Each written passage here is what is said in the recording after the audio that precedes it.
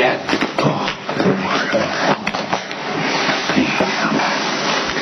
Lulu, she's spending the afternoon in the park with Elizabeth, so don't worry. She's not going to come near this farce of a hearing. Oh, thank you. That helps. You know what's going to come out here today. Maybe you ought to go to the park, too.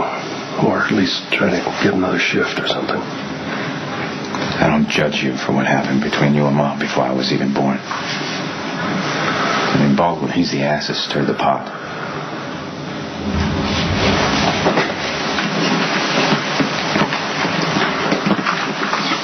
You have the moral high ground. Okay? If you can afford to stay lovable and pleasant, the more reasonable you appear, the worse Scott's going to look. Hi. You ready for battle? I don't think I have much of a choice at this point. Everybody here is on your side. And for whatever my word is worth, I am prepared to testify that Laura was definitely in her right mind when she chose you as her guardian. And that you have done a wonderful job. Thank you. I love you. Thank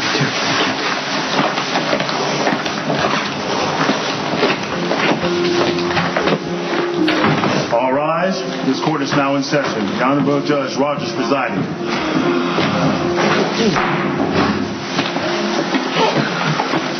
It's about to get messy, wife. Are you sure you want to be? There's no place I'd rather be.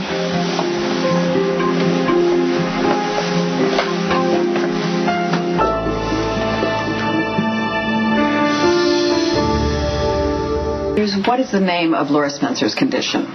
Psychomotor dissociation. Can you explain that to the court, please? It's a chronic, incurable condition that develops when a patient's been catatonic too long. So it's an emotional disorder? No. The catatonia becomes physical in nature and is no longer affected by the patient's mental state. Okay, but from the onset of Laura's condition, this was due to an emotional trauma, correct? Correct. Now, is it correct that Dr. Robin Scorpio and Dr. Patrick Drake found this drug that could temporarily reverse Mrs. Spencer's condition? Yes. So how did Mrs. Spencer choose to spend this precious time? With the man she considered to be her husband, Luke Spencer, and her children. Not with Mr. Baldwin? Objection, Your Honor. I wasn't even in town. Sustained. Withdrawn. In your professional opinion, Dr. Winters, was Mrs. Spencer disoriented in any way when she checked herself into Shady Brook on November 22nd, 2006? Absolutely not. Laura was in full possession of her faculties and aware that her condition was rapidly deteriorating.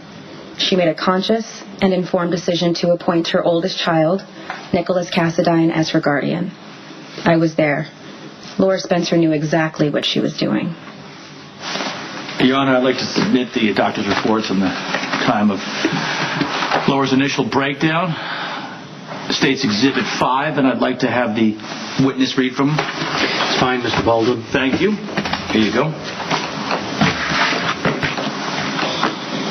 Now, what does the doctor say about Laura's reaction to the sight of Mr. Spencer?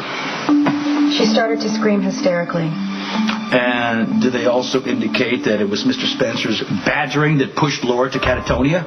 Yes.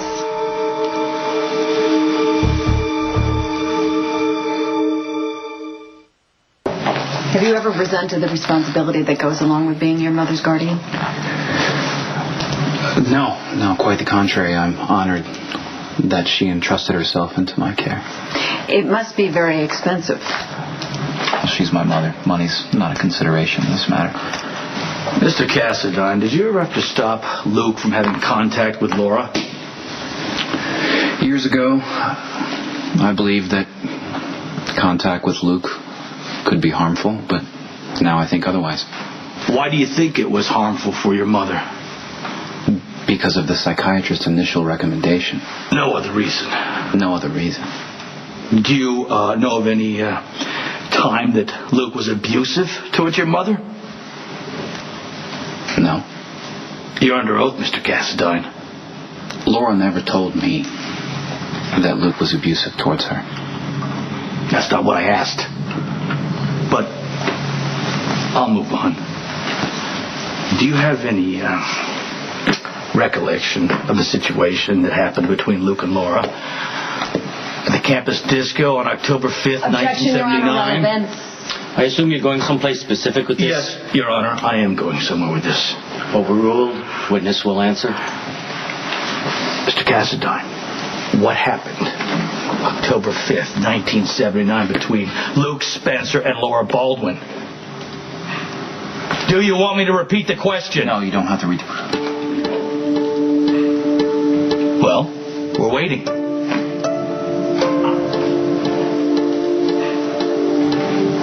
There was a rape. I'm sorry. I didn't hear you. Luke raped Laura.